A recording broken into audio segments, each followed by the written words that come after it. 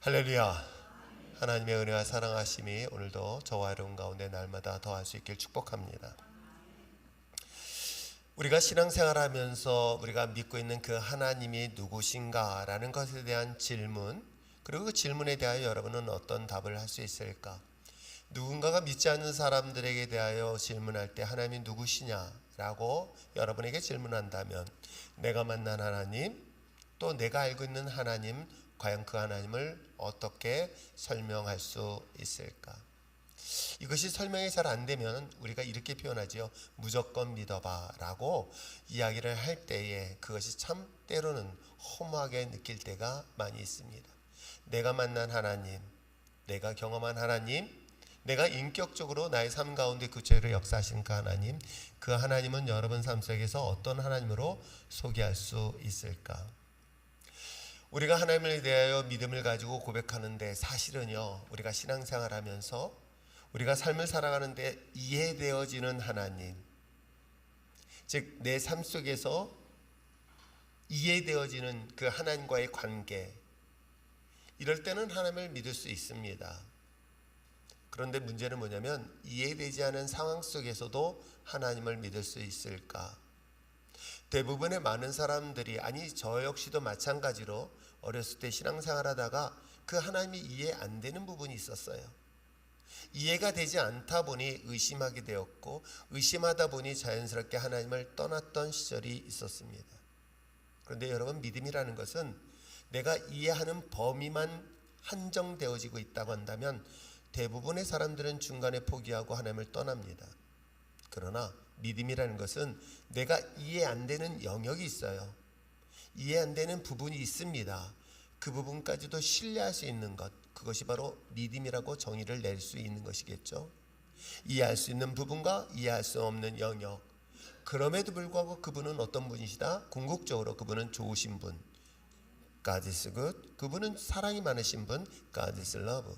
바로 이와 같이 하나님의 궁극적인 이것 때문에 때로는 내가 이해되지 않아도 그 하나님을 믿는다라고 하는 것이 바로 믿음이라고 정의를 내릴 수 있습니다. 그럼에도 불구하고 하나님께서 무조건 믿으라고 하지는 않으세요. 우리가 이해할 수 있는 영역, 그 범위를 주셨습니다. 그것은 바로 계시라고 이야기해요. 하나님의 뜻을, 하나님이 이런 분이다, 하나님은 어떤 분이다라고 당신 스스로가 인간에게 알려준 부분들이 있습니다. 그것은 자연 속에서 우리가 하나님을 만날 수 있는 계시, 자연적 계시라고 이야기합니다. 그런데 자연적 계시 가지고 우리가 다 이해되지 않는 부분들이 사실 더 많아요. 우리가 하늘의 별을 보고 떠오르는 태양을 보고 등등의 많은 자연의 현상과 환경을 보면서 하나님의 위대한 작품이라고 그걸 깨닫고 이해하면 참 좋습니다. 그러나 그걸 가지고 깨닫지 못하는 부분이 있어요. 그래서 하나님께서 특별하게 주신 계시가 있습니다. 바로 이러한 상황에서 하나님께서 개입하셨고 하나님께서 역사하셨다. 그래서 이스라엘 역사를 통해서 역사의 전반적으로 이끄시는 분은 누구시다? 하나님이시다 라고 성경을 통해서 우리에게 당신의 특별한 이야기를 하고 있는 것, 그것은 바로 특별 계시. 그것은 무엇을 말하는 줄 아십니까? 바로 성경을 말하고 있는 거예요. 우리가 자연의 현상 속에, 자연의 환경 속에 하나님의 뜻을 알지 못하기 때문에 최소한 우리의 삶 속에서 일어나고 있는 다양한 사건에 대한 해석, 그리고 그것을 통해 하나님의 뜻을 발견하는 이 특별 계시, 이 성경을 통해서 우리가 하나님의 뜻을 알아야 되는데, 놀랍게도 우리는 그 하나님이 말씀하신 이 특별한 계시를 덮어버립니다. 읽지 않는다는 것이겠죠. 보지 않는다는 것입니다.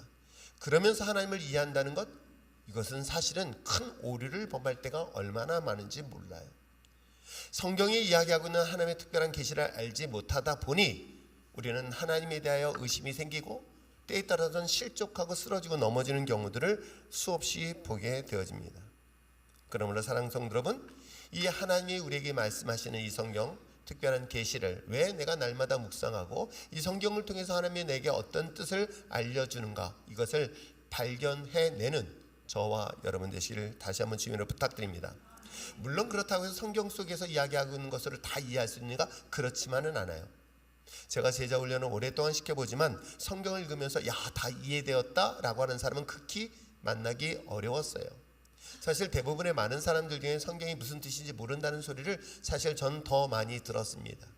그럼에도 불구하고 성경의 말씀을 통해서 하나님의 뜻을 일부라도 발견하는 것이 또한 하나님 우리에게 주신 또 하나의 축복이고 은혜인 줄 믿습니다. 우리가 요나서의 말씀을 살펴보고 있습니다. 요나서가 이야기하고 있는 하나님, 요나가 소개하고 있는 그 하나님은 과연 어떤 하나님이신가? 우리가 성경을 통해서 읽으면서 보아야 될 그 요나가 발견하고 소개하고 있는 그 하나님을 여러분 온전히 깨닫지 못한다면 우리가 성경을 읽는 것에 큰 의미를 발견할 수 없게 될 것입니다. 그러므로 요나가 소개하고 싶은 그 하나님, 과연 이 본문을 통해서 어떤 하나님으로 소개를 하고 있는가?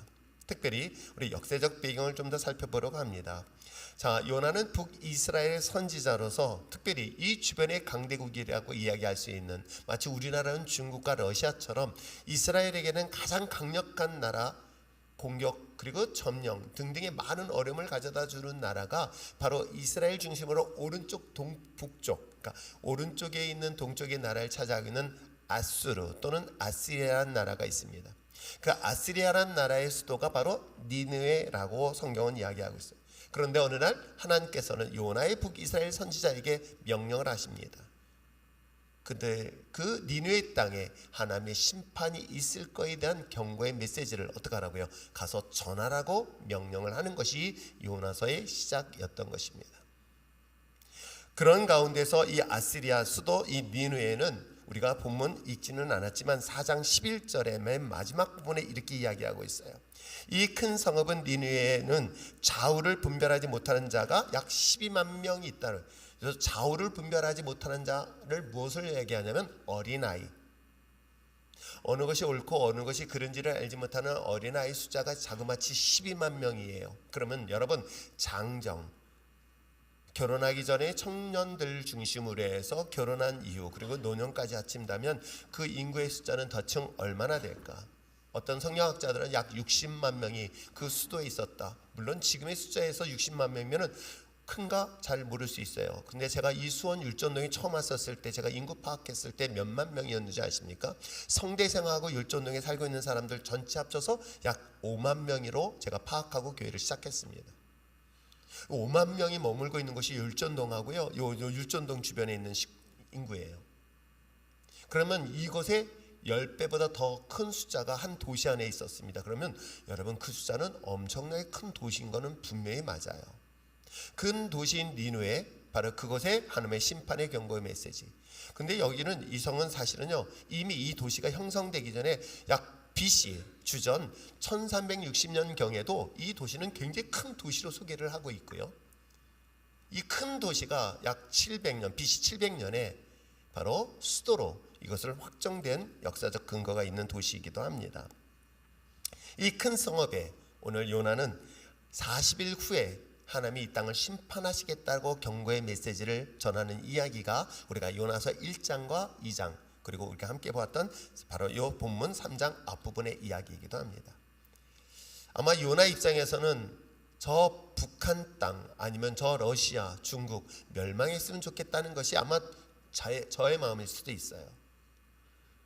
저들만 없다면 우리나라가 좀 더 안전할 수 있지 않을까라고 생각하는 것처럼 요나도 충분히 그랬을 거예요. 지금 북이스라엘은 사실 이 아수르에 의해서 멸망을 당하고 있기 때문에 멸망을 당한 역사가 있기 때문에 그들에게는 굉장히 두려움의 대상이 될 수밖에 없는데 하나님의 그 땅을 심판하시겠다 라는 경고의 메시지를 전달하라고 했었어요. 그러면 여러분 이 남의 나라에 가서 이 메시지를 전한다는 것은 자신에게 얼마나 큰 위험을 가져다 줄 건지 상상하지 않아도 충분히 알 수 있지 않을까요?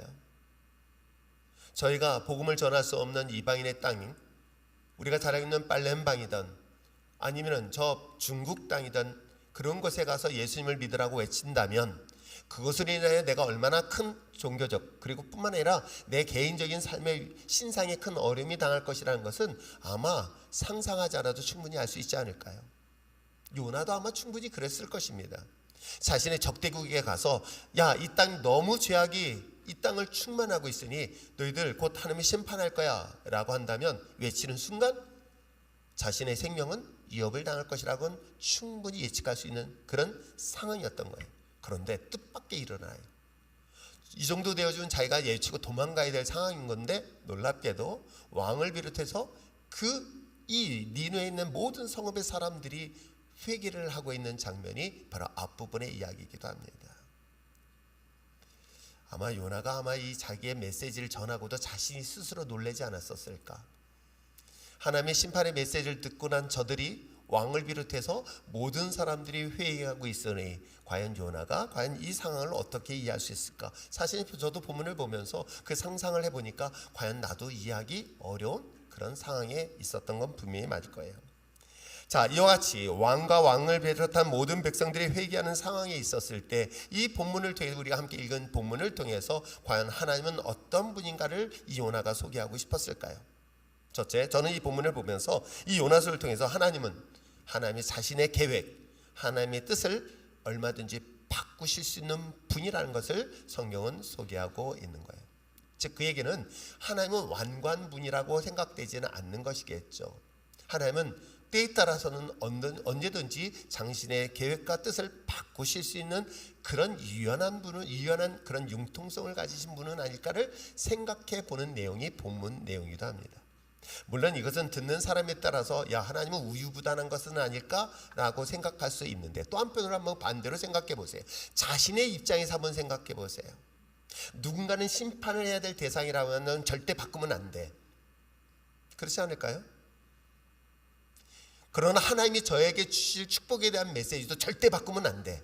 바꾸시는 하나님이라면 안 믿을 수도 있어요. 그런데 정반대로 나를 심판하시겠다는 그 하나님이라면 바꾸길 원하는 것이 모든 사람들의 공통된 마음은 아닐까요? 남들에 대해서 심판하는 것은 절대 바꾸시면 안 되시는 그런 완고하신 하나님, 그러나 자기에 대해서만큼 유연하시길 원하는 하나님에 대한 것을 기대하는 것은 아마 오늘날 우리 모든 사람들의 공통된 마음은 아닐까. 다른 사람들이 잘못했을 때는 완고하게 지적을 하면서 심판하셔야 되겠지만 자신의 실수와 자신의 허물과 자신의 잘못에 대해서는 얼마든지 용서하시는 분으로 우리가 하나님을 인식하고 있는 것은 아닐까. 그런데 사실 구약의 성경 속에 기록된 하나님은 되게 무서운 하나님, 그리고 하나님의 정하신 것은 반드시 이루신 하나님에 대한 이야기를 소개하고 있는데, 뜻밖의 오늘 본문을 통해서 어떻게 이야기하고 있습니까? 하나님의 뜻, 계획은 얼마든지 바꾸실 수 있다. 왜? 오늘 성경의 본문에 기록된 것처럼 40일 후에 이 땅은 멸망할 것이다, 소돔성처럼 불과 유황으로 멸망할 것이다 라는 것을 기대하고 선포했던 이 하나님의 계획. 근데 뜻밖의 이 속에서 이 본문을 통해서 그 계획을 바꾸시는 이야기를 성경은 소개를 하고 있는 것입니다. 자, 오늘 우리가 함께 읽었던 본문의 말씀을 7절과 8절의 말씀을 다시 한번 잔잔히 여러분 읽어보시길 바랍니다. 7절 8절 읽겠습니다. 시작. 왕과 그의 대신들이 조서를 내려 니느웨에 선포하여 이르되 사람이나 짐승이나 소떼나 양떼나 아무것도 입에 대지 말지니 곧 먹지도 말 것이요 물도 마시지 말 것이며 사람이든지 짐승이든지 다 굵은 베옷을 입을 것이요 힘써 하나님께 부르짖을 것이며 각기 악한 길과 손에서 행한 강포에서 떠날 것이라. 지금 왕이 선포하고 있는 거예요. 뭘 선포하고 있는지 아십니까? 금식을 선포하는 거예요. 이 무명의, 어찌 보면 연약한, 그리고 만만한 그 북이스라엘의 요나라는 한 사람의 인물의 이야기를 듣고 왕이 놀랍게도 이 말을 그대로 믿고 백성들에게 선포하는데, 야, 우리 죄가 있으니까 이걸 죄를 그만두자, 그 정도가 아니라 모든 사람들에게 금식을 선포하는 거예요. 근데 금식을 사람만 선포했습니까? 놀랍게도 있는 소유한 모든 짐승까지도 금식을 시켰어요. 그러면 여러분 금식 기간에 개도 금식 시키시기 바랍니다. 저 이거 보면서 야, 어떻게 하다가 짐승까지도 금식. 이방인이에요. 하나님 믿지 않는 이방인들이야. 지금 사순절 기간에 이제 곧 다음 주부터 릴레이 금식 우리 함께 동참을 하는데, 야, 사람만 금식한 게 아니라 누구도 금식시켰어요? 야, 짐승도 금식시켜요. 이게 이방인들이에요. 그러면 하물며 이 말씀 들으면 감동이 안 오나요? 예, 전혀 안 오는군요. 나는 금식해도 걔는, 그렇죠? 아무튼 이런 가운데 왕은 정말로 온 백성들에게 금식을 선포하는 내용으로, 근데 이것만으로 끝나진 않았습니다. 오늘 본문에 기록된 것처럼 자신의 고운 옷, 좋은 옷들을 다 벗고 뭐예요? 굵은 베옷으로. 굵은 베옷이라는 것은 베옷 중에서 굉장히 거칠거칠해서 입으면 어때요? 물론 지금이야 속옷이 있지만 그때 당시는 속옷이 있는 문화가 아니다 보니까 어때요? 그 거칠거칠한 것이 살결을 찢거나 다치거나 상하게 할 수 있는 그런 옷을 입으면서 어떻게 해요? 자기의 죄를 고백하고 있는 그런 장면의 모습으로 성경은 소개하고 있어요. 금식을 하면서 그러면서 굵은 베옷으로 난 죽었습니다. 죄에 대해 죽었습니다. 라고 하면서 어떻게 해요? 자, 더 나가서 죄로부터 우리 돌아서자, 회개하자라고 왕이 모든 사람들에게 공포를 하는 내용이 본문 내용인 거예요. 자, 왜 그랬을까요? 그걸 바로 9절 내용인 거예요. 자, 9절 또 한번 읽어볼까요? 9절 읽겠습니다. 시작. 하나님이 뜻을 돌이키시고 그 진노를 그치사 우리가 멸망하지 않게 하시리라. 그렇지 않을 줄을 누가 알겠느냐 한지라. 지금 누가 요나가 얘기하는 게 아니에요. 하나님 믿는 백성이 얘기하는 거 아니에요. 이방인의 왕이 얘기하는 거예요. 자, 이 요나의 이야기를 들으니 이제 우리가 스스로가 죄를 한번 고백해보자. 하나님 앞에 정말 회개하자. 그래서 금식을 선포하고 그 거친 옷을 입으며 난 죽었습니다. 에고 나는 죽었습니다. 아이고 난 죽었습니다. 라고 하면서 상여와 같은 삶을 살고 있는 거예요. 그러면서 뭘 기대하고 있습니까? 그로 인해서 하나님 앞에 부르짖기도 했더니 혹여라도 우리를 구원해 주지 않겠느냐, 이 심판으로부터 하나님이 거둬주시지 않겠느냐 라고 하면서 자신의 소망을 얘기하는 것이 바로 9절 내용인 거예요. 여러분, 이 기도는 누가 기도하고 있어요? 하나님 믿는 백성이요? 아니에요. 이방인이에요. 전혀 하나님을 믿지 않는 백성인 거예요.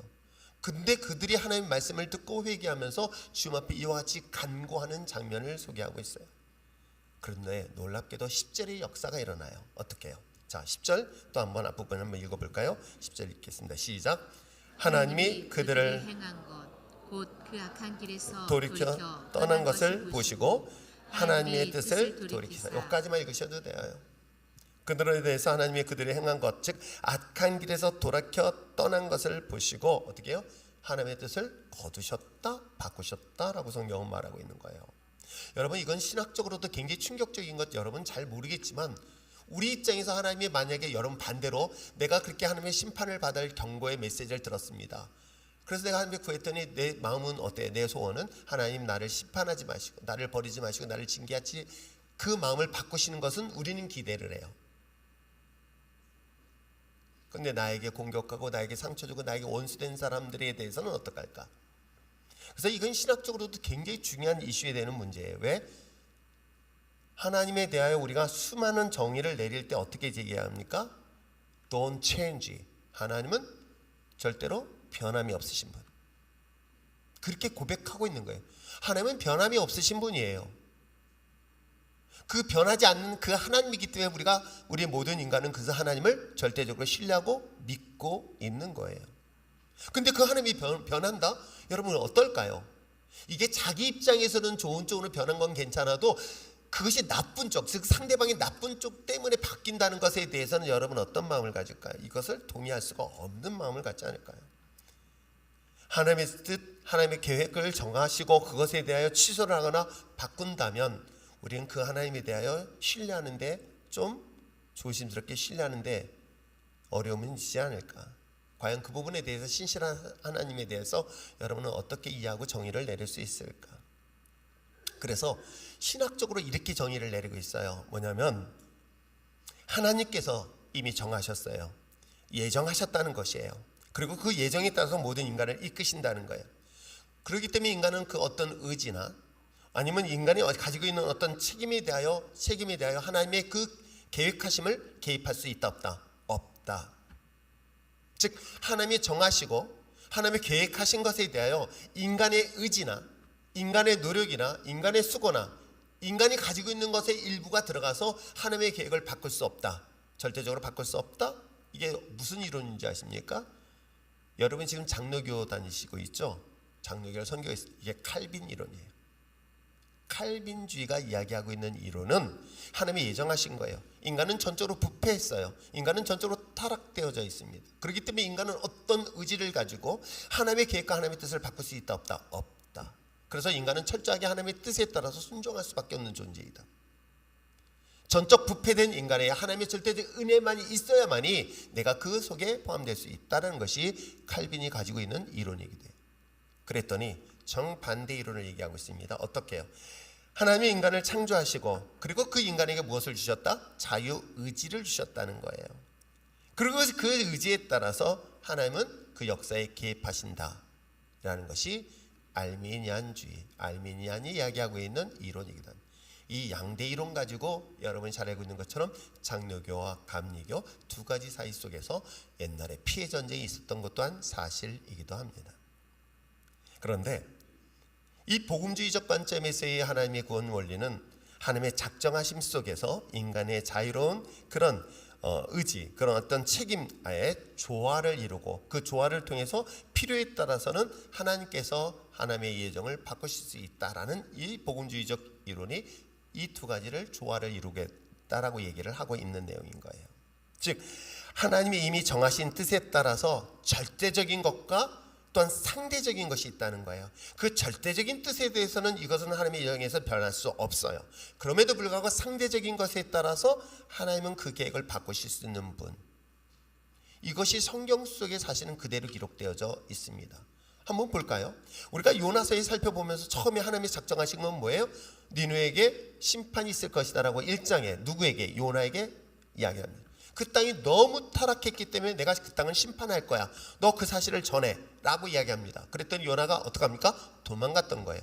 그를 다시 집어넣어서 니느웨를 보냅니다. 근데 뭐라고 명령하고 있습니까? 40일 후에는 이 땅을 멸망할 것이다. 누가? 요나가요? 아니에요. 하나님이 이미 정하셔서 이걸 딱 선포해버렸네. 그러면 그 땅에는 어떤 반응이 일어날까? 이제는 심판하는구나, 웃기지 마 라고 대드는 사람들이 있어야 되는데 뜻밖의 그들은 또 회개를 했네. 우리 계획하고 좀 다른 부분이 나타났어.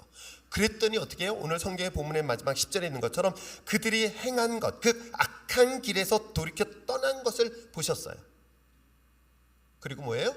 하나님이 그에게 은혜를 주셔서 심판하심에 대하여 돌이켰다라고 성경은 이야기를 하고 있는 것입니다. 예수 그리스도의 십자가의 죽으심에 대하여 인류의 구원은 이건 절대적인 거예요. 그럼에도 불구하고 본문의 사건을 통해서 하나님의 구원과 심판 속에서 상대적에 따라서 그것이, 물론 그것이 하나님의 절대적인 은혜, 이것도 폭넓게 보면 왜 큰 은혜라고 얘기하냐면 내가 선택하고 내가 결정한 것에 대하여 구원하시는 하나님의 은혜를 비교한다면 이건 비교할 수 없는 거예요. 사실은 내가 하나님 앞에 회개를 했습니다, 내가 앞에 돌아선 것을 비교한다면 이게 엄청난 게 아니에요. 하나님의 구원의 섭리 속에서 이야기하고 있는 것은 엄청난 게 아니에요. 이건 지극히 작은 거예요. 그래서 데나리온 비유를 할 때 1만 달란트와 100 데나리온 정도의 비교를 하시면 되는 거예요. 이 작은 것, 지극히 작은 것 가지고 주님 앞에 돌아섰더니 하나님께서 엄청난 구원의 은혜를 주신 것. 그래서 이것은 자기의 의지, 자기의 노력, 자기의 책임, 이것을 따져본다면 자랑할 것이 없는 거예요. 이걸 전체적으로 본다면 하나님의 은혜라고 얘기할 수 있어요. 그런데 거기서 우리에게 상대적인 요것 하나, 바로 이것 때문에 하나님의 계획은 바꿀 수 있는 분이라고 성경은 소개를 하고 있는 것입니다. 하나님의 축복의 약속은 또한 상대에 따라서 그 축복을 거두실 수 있는 분이라는 것. 우리는 하나님의 저주, 하나님의 심판에 대해서는 그걸 바꾸시는 분은 좋은 분이라고 생각하지만 놀랍게도 정반대의 경우도 생각해 보시기 바랍니다. 하나님이 우리에게 약속하신 축복, 하나님이 우리에게 예정하신 하나님의 축복은 그 약속대로 이루어져야 되는데도 불구하고 그것을 거둘 수 있는 것, 심판도 바꾸실 수 있는 것처럼 축복도 바꾸실 수 있는 그런 하나님이라는 사실들을 여러분 잊지 마시기를 바랍니다. 그것이 바로 이스라엘에 대한 이야기를 성경은 말하고 있죠. 다윗에게도 약속하셨습니다. 내가 사울처럼 내가 그들을 안전히 이 땅 가운데 제거시키지 않고 내가 매를 댈지언정 너를 끝까지 보호하겠다라고 약속하셨습니다. 그런데 어떻습니까? 일정한 약속은 지켰어요. 물론 이스라엘 왕조가 다윗의 혈통을 통해서 이루어진 것은 사실이기도 합니다. 그러나 이스라엘은 결국은 바벨론에서 역사에서 사라져버리는 거예요. 하나님이 분명히 약속하셨습니다. 내가 너를 끝까지 지켜주겠다라고. 그런데 그 약속이 바뀌는 사례들을 성경 또한 이야기를 하고 있어요. 그러므로 사랑하는 성도 여러분, 하나님이 우리에게 있어서 나쁜 것을 바꿔주실 뿐 아니라 좋은 것도 바꿀 수 있는 그런 하나님이라는 사실.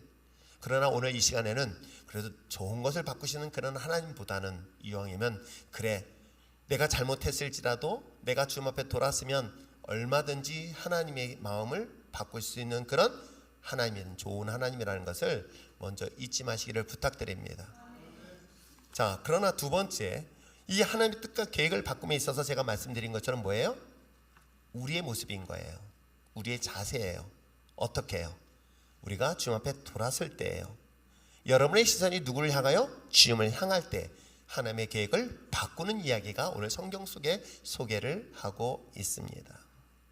우리가 하나님을 향하여 방향을 바꾼다는 것, 그건 뭘 의미하는지 아십니까? 내가 가는 삶의 방향에서 방향을 바꾸는 거예요. 그것이 바로 우리가 잘 알고 있는 회개라는 단어를 쓰는 거예요. 회개라는 것은 내가 가는 길을 반대로 바꿔버리는 거예요. 이것이 죄악의 길이다, 이것을 바꾸는 거예요. 그것이 바로 이 성경 속에 소개하고 있는데, 그 방향을 어디로 바꾸라는 거예요? 하나님을 향하여 방향을 바꾸라고 이야기하고 있는 내용이 본문 내용이기도 합니다. 베데스다 연못가에서 38년 동안 지켜보고 바라보았던 것이, 이 환자는 어디였을까요? 바로 연못이었던 거예요. 연못의 천사가 움직일 때 그때 그것만을 주목했던 이 38년 된 병자. 근데 주님께서 가셔서 너 무엇을 원하냐라고 물어봐요. 너 무엇을 갖길 원하냐? 필요한 게 뭐냐라고 질문했었을 때 그는 그렇게 얘기해요. 자기가 지금 주목하고 있는 건 저 베데스다 연못입니다. 저 연못이 동할 때 누군가가 나를 저기에 던져주면 난 나을 수 있습니다 라고 하면서 그는 누구를 주목하고 있어요? 여전히 베데스다 연못을 이야기하고 있어요. 그때 주님은 그를 바라보게 해요. 그리고 그를 고쳐주세요. 그렇습니다. 베데스다 연못가에 있는 38년 된 병자는 그가 바라봤던 대상이 예수로 바뀌는 순간 하나님의 구원의 역사가 일어나는 것 여러분 아십니까? 우리가 회개라는 것은 자기의 잘못만을 얘기하는 것은 아닙니다. 나의 시선을, 나의 눈을 누구를 향하여? 십자가를 바라보는 바로 그 자체를 성경은 우리에게 이야기를 하고 있는 것이죠. 하나님의 마음을 움직이고 하나님의 계획을 바꿀 수 있는 것은 바로 우리가 하나님을 향하여 돌아설 때, 오늘 본문에 기록된 니느웨 이 회개 역사도 마찬가지입니다. 오늘 우리가 앞부분 살펴봤던 것처럼 그들이 뭐라 그래요? 하나님을 그동안 믿지 않았던 이방 족속이에요. 그런데 요나의 이야기를 듣고 뭐라 그래요? 하나님을 믿다라고 성경은 분명히 기록하고 있어요. 그 믿다는 것은 그들의 시선을 돌아서는 거예요. 누굴 향하여? 하나님을 향하여. 그래서 뭐라고 얘기했습니까? 우리가 읽었던 본문의 9절의 말씀처럼 이것을 통해서 하나님의 마음을 바꾸실 수 있지는 않을까라고 하면서 그들의 입술에서 누구를 고백하고 있어요? 하나님에 대한 신앙 고백을 하고 있는 것입니다. 저는 하나님의 계획을 바꾸는 것들이 얼마나 놀랍게 우리의 시선이 어디 있느냐에 따라서 바꿀 수 있는 것들이 얼마나 많이 있는지, 특별히 자연의 법칙까지도 바꾸는 것 여러분 아십니까? 그런데 정작 우리가 그 하나님을 믿지 못해서 그런 하나님의 초자연적인 역사를 누리지거나 경험해보지 못하고 있으니 얼마나 안타까운지 몰라요. 그러면 여러분, 하나님의 능력이 없는 것이 아닙니다. 여러분의 시선이, 여러분의 마음이 어디에 있느냐는 것을 먼저 확인해야 되지는 않을까요? 그러니 하나님을 못 믿고 있는 거죠. 말은 하나님을 믿어요. 아니 2000년 전에 유대인들도 마찬가지예요. 그들도 하나님을 믿었던 민족인 거예요. 지금도 우리는 예수 그리스도를 믿는 그리스도인이라 한다면 하나님을 믿는다라고 이야기합니다. 그런데 놀랍게도 그 믿는 하나님의 사람들이 하나님의 기적을 경험하지 못한다. 왜 그럴까요? 여러분의 시선이 어디에 있느냐는 것을 성경은 분명히 이야기를 하고 있어요. 심지어는 자연의 법칙까지도 바꿔버리시는 하나님. 어떻게 해요? 여러분, 자연의 법칙 속에서는 무리를 걷는 사람은 없어요. 걸을 수도 없습니다. 그런데 어떻습니까? 베드로가 물을 받습니까? 예수님을 받습니까? 예수님을 주목했던 거예요. 예수님을 주목했더니 자연의 흐름까지도 바꿔버려요. 자연의 역사까지 바꿔버리시는 분이 바로 하나님이시고요, 예수 그리스도예요. 그걸 우리가 믿고 있는 거예요. 그런데 순간 베드로는 주님을 잃어버리고 환경과 상황의 바다를 보니 그 순간 빠지는 거예요. 이걸 성경이 우리에게 왜 교훈하면서 이야기를 하고 있을까요? 아, 베드로가 무리를 걸었다. 아니에요. 우리의 시선을 어디에 둬야 되느냐, 가장 중요한 교훈을 성경을 통해서 이야기를 하고 있는 거예요. 오늘 성경의 본문도 마찬가지인 거예요. 하나님의 심판 계획, 하나님의 축복의 계획이 우리의 시선이, 우리의 마음이, 우리의 눈이 어디에 있느냐는 것을 본문을 통해서 이야기를 하고 있는 거예요. 니느웨, 아수르의 오랜 동안 여러분 부와 명예와 권력과 힘을 가졌던 나라의 민족이에요. 무엇이 아쉽겠습니까? 여러분, 풍요로움이 있다는 것은 그만큼 타락할 수밖에 없는 문화 아닐까요? 풍요로움이 있으니까 타락하게 되는 거예요. 성적으로 타락하던, 문화적으로 타락하던, 종교적으로 타락하던, 충분히 타락할 수 있는 배경을 가진 나라가 바로 아수르, 바로 니느웨 성이었던 거예요. 그랬던 그들에게 주님의 메시지, 심판의 메시지를 듣고 그들은 지금까지 돈이 우상이었고 명예가 우상이었고 힘이 우상이 되었던, 칼이 우상이 됐던 그들이 누구를 주목하게 되어요? 하나님을 주목하게 되는 거예요. 하나님을 바라보기 시작했던 거예요. 그 순간 하나님의 그 심판 계획을 바꾸는 내용이 오늘 성경을 통해서 소개를 하고 있는 것입니다. 사랑하는 성도 여러분, 지금 여러분 하나님의 역사하시면 지금도 동일하게 일어나고 있습니다. 저는 그 하나님을 믿어요. 여러분이 안 믿더라도 저는 그 하나님을 믿어요. 믿기 때문에 제가 주님을 만난 이후로 단 한 번도 그 길을 벗어나 본 적이 없어요. 그 하나님을 믿고 있기 때문에 지금까지 달려왔어요. 내가 영원한 하나님의 나라에 소망이 없었다면 저는 이 자리에 있지 않았을 거예요. 그럼에도 불구하고 그 하나님에 대하여 왜 풍성함을 누리지 못한 이유가 뭐 때문일까요? 여러분의 시선이 어디에 있습니까? 여러분의 마음이 어디에 있습니까? 여러분의 발걸음이 어디에 있습니까? 주님을 향하여 있습니까? 십자가를 바라보고 있습니까? 오늘 성경 속에 하나님의 모든 계획을 바꿀 수 있는 것, 자연의 흐름 속에서는 여러분 보세요. 마치 중력의 법칙처럼 그건 거슬릴 수 없어요. 떠오르는 태양이 아침에 떠서 밤에 지는 거, 그거는 멈출 수가 없는 거예요. 그러나 하나님을 주목할 때는 태양을 멈추게 하는 역사가 성경 속에 소개를 하고 있는 거예요. 자연의 법칙까지도 멈추게 하시는 하나님의 역사하신, 우리의 시선이 어디 있냐가 그만큼 중요하다는 것을 오늘 성경을 통해서 이야기를 하고 있는 것 여러분 아십니까? 물론 그렇다 해서 니느웨가 나중에 예수 믿고 하나님 믿고 막 그 백성이 돼, 그거는 아니에요. 그러나 이 짧은 본문을 통해서 한번 생각해 보세요. 이게 정말 아이러니한 거예요. 왜? 지금 유대인들에게서의 하나님은 누구의 하나님이에요? 자기의 하나님이에요. 그 하나님이 저 니느웨 성을 심판하길 원하는 것은 이스라엘 유대인들에게 있어서 당연한 그런 욕구이기도 하고요, 기도 제목이기도 합니다. 하나님, 저 하나님 악한 저들을 심판해 주세요. 저 불의한 자들을 심판해 주세요라고 그들은 부르짖어 하나님 앞에 기도했을 거예요. 그러면서 우리를 구원해 달라고. 그런데 놀랍게도 이스라엘 백성들은 멸망해요. 왜 그럴까요? 이 짧은 사건을 통해서 무엇을 이야기하고 싶을까요? 왜? 나중에 사실은 유대인들은요, 이 이스라엘 사람들은요, 멸망하는 그 모습들을 보면 여전히 하나님을 의지하지보다는요, 어떻게 해요? 이방인족들과 애굽하고 타협을 하거나 아니면 유다가 이쪽에 있는 아수르와 협약을 맺어서 그야말로 이와 같은 공격을 막겠다는 이 어리석은 선택을 계속해요. 그건 우리도 마찬가지 아닐까요? 세상과 적당히 타협하면 문제가 없을 것 같죠? 그러나 그렇지 않습니다. 하나님 믿는 자들은 세상이 타협해가 세상 앞에 굴복하고 세상을 적당히 하는 것이 아니라 하나님만을 의지하길 원해. 그때 하나님의 기적의 역사가 일어나는. 그래서 우리의 시선은 누구에 돌아? 하나님 앞에 돌아는 이야기를 지금 성경을 통해서 이야기를 하고 있는. 자, 이방인도 하나님 앞에 돌아섰는데 그때 하나님의 심판의 계획을 멈추는데 하물며 하나님의 백성들은 왜 시선을 세상의 것에, 환경의 것에 두고 있느냐? 그 정도로 하나님 못 믿겠냐? 지금 이야기를 성경을 통해서 이야기를 하고 있습니다. 사랑하는 성도 여러분, 하나님의 심판, 하나님의 구원의 계획은 얼마든지 바뀔 수 있습니다. 무엇할 때? 내가 하나님을 향하여 시선을 돌릴 때, 내가 하나님 앞에 돌아설 때 하나님은 얼마든지 심판을 구원의 역사로 바꾸게 될 줄 믿습니다. 그래서 시편 121편 1절 2절의 고백을 그렇게 하고 있는 거예요. 나의 도움이 어디서? 나의 도움이 저 여호와의 하나님의 성전에 있음을 고백하고 있는 거예요. 그래서 나의 도움은 세상의 그 어떤 것이 아니라 주 여호와 하나님께 있다는 것.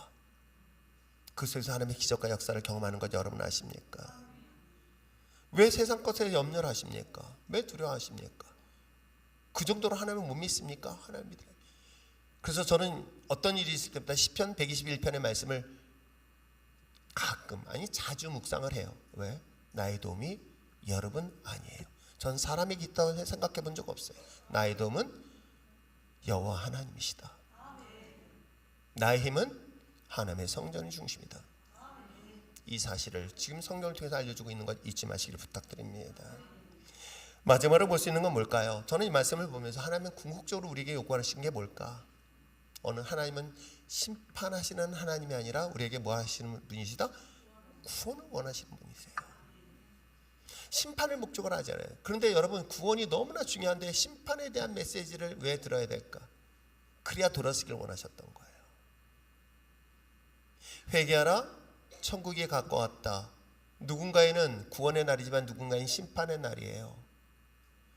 그렇게 하나님이 강력하게 요구했던 이유는 뭐예요?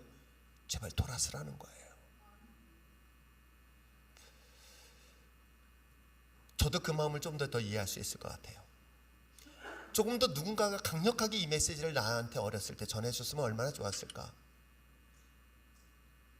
내가 교회를 떠났을 때 누군가 절 찾아와가지고 목을 잡고 멱살을 잡고 너 죽음의 길이야, 그건 미친 짓이야 라고 나에게 그렇게 끔찍한 소리를 한마디라도 해주는 사람이 있었다면 어땠을까? 아무도 말하지 않았어요. 아무도 이야기하지 않았어요. 시험 들었대. 하물며 하나님 앞에서 죄를 범하고 하나님을 떠나는 악한 일을 하는데도 아무렇지 않게 침묵한다는 것은 아마 그거는 하나님이 정말로 안타까운 그런 마음이 아닐까. 전 성경을 보면서 하나님이 969년 동안 심판의 이야기를 해요. 아마 여러분 지겨울 거예요. 여러분 생각해보세요. 969년? 아니 1년만 제가 여러분의 하나님의 심판 메시지 하면 이 교회에 남는 사람 없어요. 아세요? 하나님의 은혜 잊어버리지 마라. 받은 은혜 잊어버리지 마라. 원망과 불평하면 반드시 그 인생의 원망과 불평이 저주로 묶일 것이다. 성경이 그 사실을 그대로 얘기해가지고 여러분 심판의 메시지를 1년 동안 하면요 1년까지도 안 가요. 근데 하나님은 그것을 969년 동안 떠들었어요. 야, 심판한다. 곧 심판할 거야. 그렇게 969년 동안 외치다가 968년 동안 외쳤어요. 사실은. 그러다가 딱 1년 동안은 이제 아라랏산 꼭대기에다 뭘 만들어요? 배를 만들어 놓고 어떻게 해요? 이제는 곧 심판이 있을 것이다.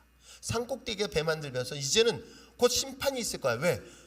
너한테 물어보세요. 야, 왜 산 꼭대기에다 저 배를 왜 만들어? 라고 물어볼 거 아니에요. 야, 하나님이 심판하실 거야. 이젠 직접적으로 모습을 만들었어. 근데도 사람들은 1년 동안 들어야 안 들어요? 사실 하나도 안 들어요. 그런데 여러분, 그렇게 하나님의 심판의 경고의 메시지는 우리를 심판하시기 위한 것일까요? 아니에요. 저는 본문의 말씀을 보면서 하나님의 마음을 구원하시기 위한 거예요. 듣는 내 입장에서는 불편할 수 있어요. 듣는 내 입장에서는 그것이 불쾌할 수도 있어요. 그러나 하나님의 본심은 돌아오라는 뜻이에요. 생명을 주시기 위한 거예요. 우리에게 구원의 메시지를 주시기 위한 것인 것을 성경은 분명히 이야기를 하고 있습니다. 요나를 통해 니느웨의 죄악을, 그래서 그걸 통하는 심판의 경고의 메시지는 결국 하나 앞에 돌았으면 심판이 아니라 구원하시는 하나님이시라는 것을 이 성경을 통해서 이야기를 하고 있는 것 여러분 아십니까? 그러기에 전 성경 말씀을 보면서 하나님의 심판의 메시지는 강력하지만 그 심판은 더디하신다. 그러나 하나님의 구원은 얼마나 속히 하시는 분인지 아십니까? 돌아서는 순간 하나님이 역사하시는 거예요. 여러분, 니느웨가 오랫동안 죄를 졌었던 건 분명히 맞아요. 그들은 온갖 종교의 다양한 신앙을 갖고 있었던 거예요. 성적으로 타락한 건 이루 말할 수 없을 거예요. 그들의 죄악은 이미 심판받아 마땅한 존재들이에요. 그런데도 하나님은 내버려 두신 거예요. 그러다가 마침내 40일 동안에 이제 마지막 경고야 라고 사인을 주는 거예요. 오랫동안 참으셨던 하나님 이제 40일 동안 기회를 주셨어. 여러분이 만약에 그런 기회의 소리가 지금이라면, 내가 오늘 이 소리를 듣는다면 여러분 어떻게 하시겠습니까? 에이 설마? 네, 놀랍게도 이야기를 들은 니느웨의 성은 돌았습니다. 비로소 하나님은 어떻게 해요? 비로소 하나님은 기쁜 마음으로 돌이키시지 않으셨을까? 소돔 땅의 심판도 마찬가지였습니다. 여러분, 아브라함이 하나님 앞에 그렇게 딜하는 장면이 세상에, 나는 성경을 아무리 봐도 찾아봐도 없어. 하나님과 이렇게 딜할까? 야, 대단하다. 야, 50명에서 단위를 줄여가면서 최종적으로 5명? 아니 1명이라, 그렇게까지 끝까지 물어봤어야 했는데 그게 1명이 없더라고요.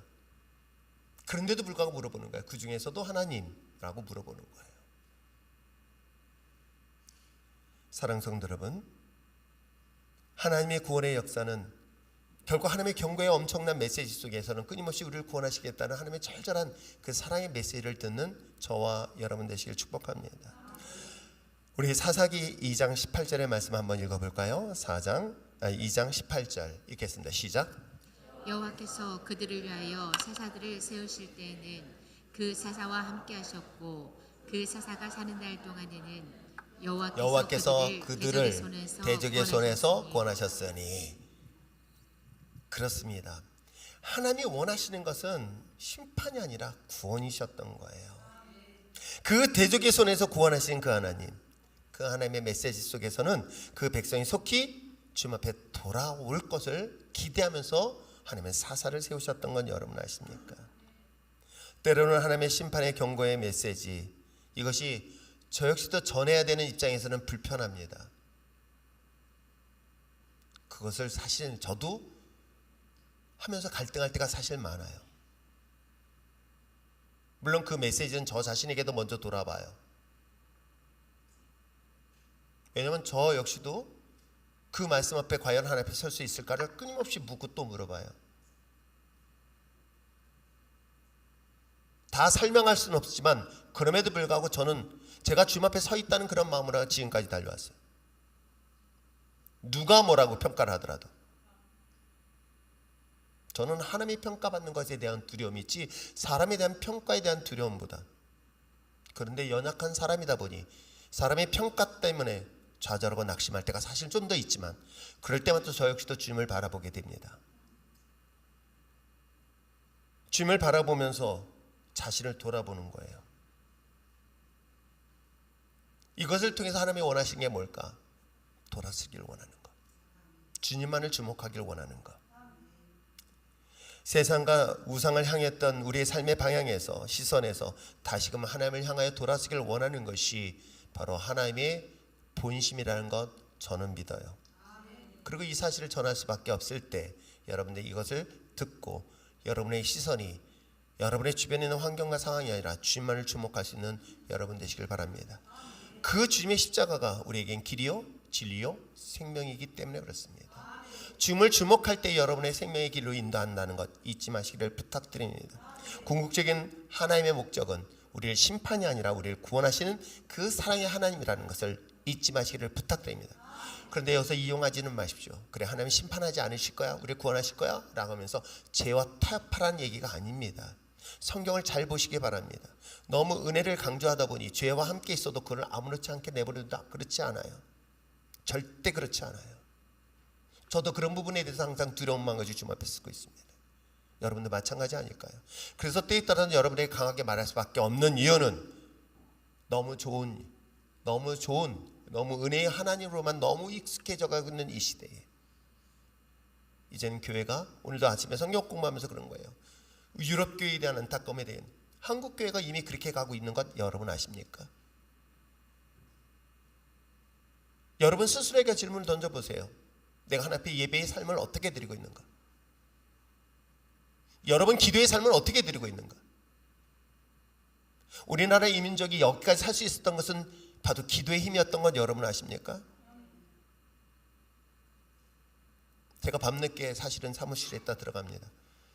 그때마다 여기 기도하는 사람들을 모니터링해요. 밤늦은 시간 24시간 교회 문을 열어놓은 이유가 뭐 때문인지 아십니까? 기도해야 될 자리에 기도하지 않는 사람들. 점점점 하나님의 종말이 다가오고 있는 이때에 우리 믿음의 사람들이 이제는 예배를 패하게 되어지네. 일주일에 한 번만 예배만 드리면 돼. 물론 세상에서 거룩한 삶의 예배 또한 중요합니다. 내가 그리스도인의 삶을 살아가는 것. 그럼 예배는 내가 어느 곳에든지 예배를 드릴 수 있어요. 그런데 놀랍게도 이제는 주일날 예배는 마치 목욕탕 가는 느낌으로 가고 있어요. 일주일 동안 주님 없이 살다가 주일날 하루 와서 그래서 마치 목욕 제기하고 그 문제 찝찝한 거 흘려버리고 마치 세상으로 돌아가는 그런 모습으로 살고 있는 것은 아닐까요? 조금 오늘 본문을 그런 사실을 지금 얘기하고 있는 거예요. 유럽 교회를 얘기하는 것이 한국 교회가 그런 모습으로 점점 가고 있을 이때에 어찌 보면 지금 하나님 믿지 않는 이방인들도 이렇게 돌았습니다. 이방인도 하나님의 심판에 대한 두려움을 갖고 있는데 설마 하나님을 믿는 백성들이 왜 하나님에 대한 그 좋은 이야기만 들을 뿐 하나님의 경고의 심판의 메시지는 왜 귀담아 듣고 있지 않은가? 하나님은 얼마든지 용서하실 수 있는 분, 얼마든지 주님 앞에 돌아선다면 하나님의 심판 대신 구원의 메시지를 전하신 그 하나님이라는 사실을 여러분 잊지 마시기를 바랍니다. 그러므로 마지막 주님이 오실 때에 내가 내 시선이, 우리의 마음이, 우리의 입술이, 나의 삶이 주님의 십자가를 주목하고 세상 속에서 믿음으로 살아내는 저와 여러분 되시길 축복합니다.